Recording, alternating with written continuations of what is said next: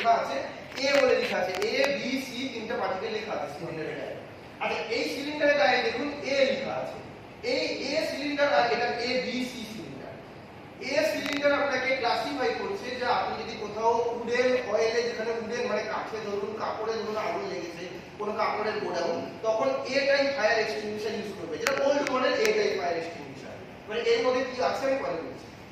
B type fire extinguisher হচ্ছে যে আপনার যদি কোথাও কখনো মানে ধরুন আপনার কোনো অয়েল জাতীয়, যেমন ডিজেল, মোবিল, পেট্রোল, কেরোসিন যে কোনো জায়গায় আগুন লেগেছে, তখন আপনারা B type fire extinguisher use করবেন।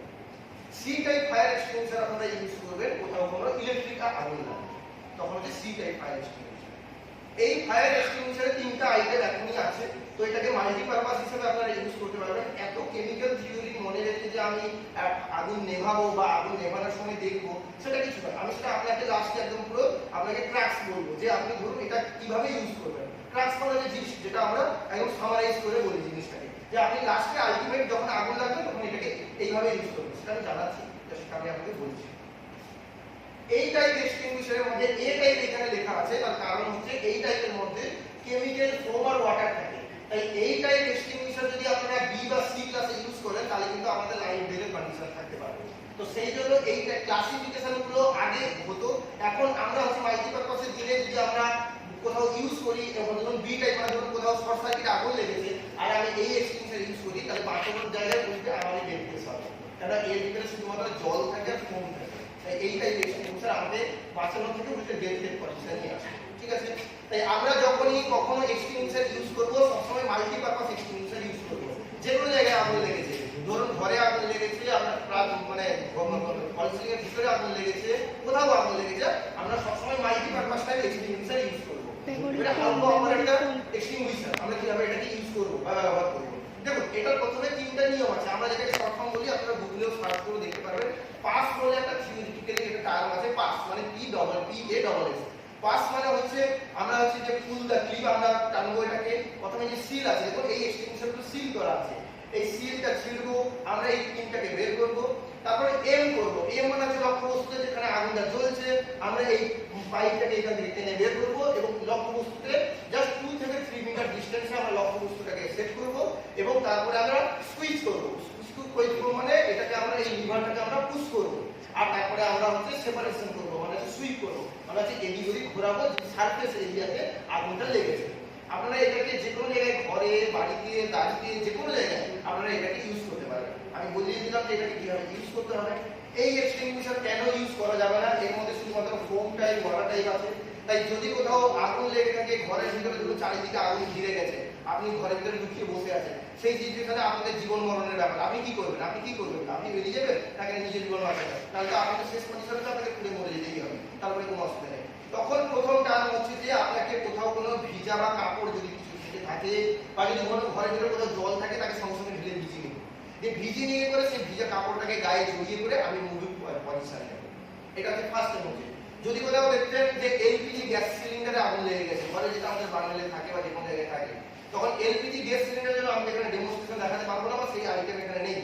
তো এলপিজি গ্যাস সিলিন্ডারে যদি আপনার মবে আগুন লেগে গেছে, মুখে যখন আগুন লেগে গেছে, তখন আমরা সেটা কি করবো, কোনো খালি বালতি নিয়ে এসে সেটার উপরে দাঁড়াম করে এরকম মারবো যাতে চারিদিকের আউটের সারফেসে আপনার অক্সিজেনটা বন্ধ হয়ে যায়। দিলে কি হবে, কিছুক্ষণ থাকার পরে অটোমেটিক্যালি আগুন চলে। আপনারা ইউটিউবে ভিডিও দেখেন, মোটামুটি গুগল করে আপনারা সবকিছু পেয়ে যাবেন। এই এক্সটিংগুইশার ইউজ করবেন আপনারা বেসিক্যালি অল মাল্টিপারপাস।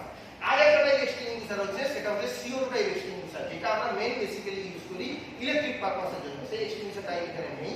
এবারে CO2 টাইপ ফায়ার এক্সটিংগুইশার আমরা কখন ইউজ করব, যখন ছোটখাটো কোথাও আগুন লেগেছে। কেননা আপনারা এখন স্যার বললেন কথা, CO2 এর মধ্যে মলিকিউল পার্ট আছে কিন্তু কার্বন আর অক্সিজেন, যেটা আপনারা জানেন।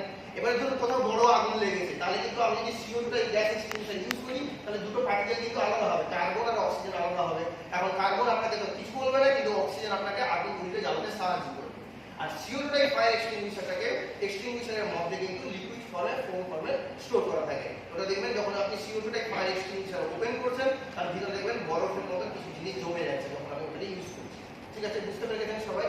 এবার ধরুন এই এক্সটিংগুইশার ধরুন কোথাও আপনার বাড়ির সামনে আগুন লেগেছে, বা ধরুন কোথাও গাড়িতে আগুন লেগেছে, তাহলে আমরা ফার্স্ট টাইম কি করব, পুল দা চেইন করব। আমি এই চেইনটাকে এটাকে এখানে যে স্লিপ দেওয়া আছে, এই স্লিপটা হচ্ছে আপনার হচ্ছে এক্সটিংগুইশারের সেফটি ব্যাপার। ধরুন এই এক্সটেনশনে এইরকম দেওয়ালে জাস্ট ঝোলানো আছে, এই এক্সটেনশনটা ধরুন এইরকম জাস্ট দেওয়ালে ঝোলানো আছে। তো ফার্স্ট টাইম হচ্ছে আমি এক্সটেনশনে এখান থেকে বের করবো। এবারে এই এক্সটেনশনটা কাজ করছে কি করছে না তার বোঝার কারণ হচ্ছে যে এখানে ঘড়িটা দেওয়া আছে।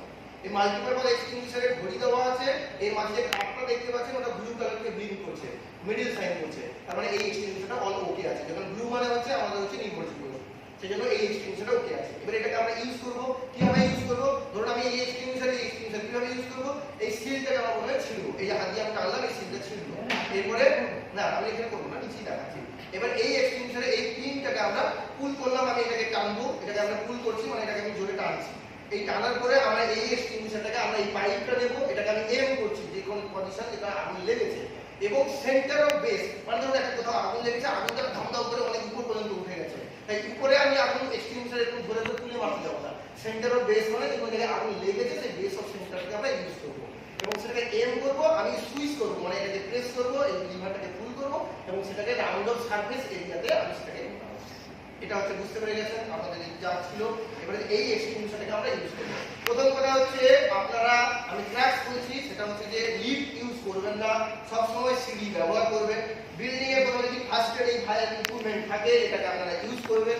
যদি কোথাও বড় আগুন লেগে থাকে CO টাইপ ফায়ার এক্সটিংগুইশার বা A type fire extinguisher use করবেন না। যদি কোথাও ইলেকট্রিক সার্কিটে আগুন লেগে থাকে, আর সেকেন্ড থার্ড টাইম হচ্ছে যে এই ABC টাইপ এক্সটিংগুইশারটাকে আমরা ইউজ করব all multipurpose service. Clear? Ammonia phosphate আছে আর এর ভিতরে নাইট্রোজেন গ্যাস আছে। নাইট্রোজেন গ্যাস পুশ করছে মনো অ্যামোনিয়া গ্যাসকে এখানে ইউজ করার জন্য। এবারে আমি বলেছিলাম